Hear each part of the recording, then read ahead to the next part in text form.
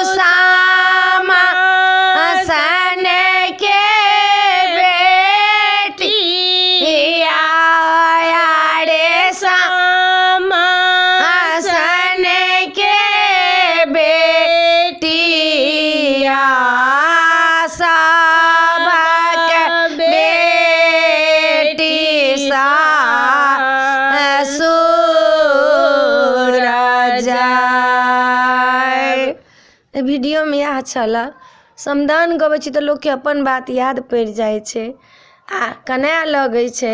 समदान में यह छल। अपने सबके समदान नीक लागत तऽ चैनल के सब्सक्राइब करो नहीं बिसरबे, जरूर सब्सक्राइब करबे, लाइक करबे, कहबे जरूर। जय मिथिला, जय माता जी।